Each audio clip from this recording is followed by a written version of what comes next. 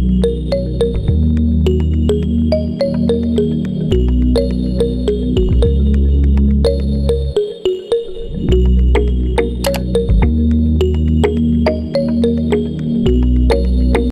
hangat hari ini, Mahathir putar cerita bukan Melayu mahu tukar nama Malaysia.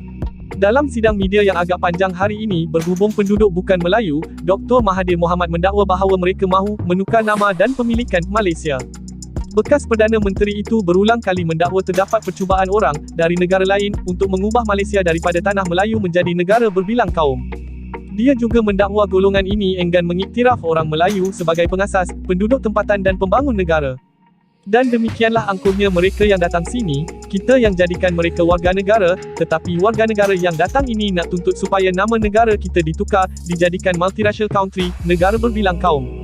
Banyak orang berhijrah daripada satu negara ke negara yang lain. Apabila mereka pergi ke negara yang lain, mereka terima negara yang lain itu dan pemiliknya dan mereka meniru hidup seperti orang di negara yang mereka pilih.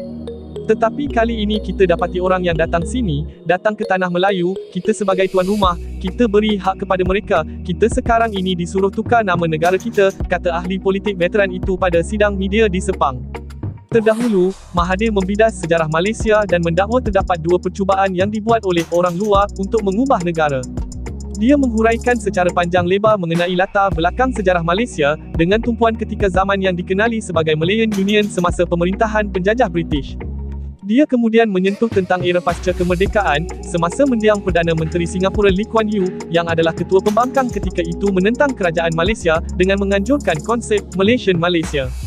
Pada pertengahan 1960-an, istilah Malaysian Malaysia diangkat sebagai slogan Perhimpunan Konvensyen Solidariti Malaysia untuk memperjuangkan wawasan negara yang lebih egalitarian, mengatasi perpecahan etnik dan mempromosikan hak sama rata untuk semua rakyat, tanpa mengira kaum atau etnik.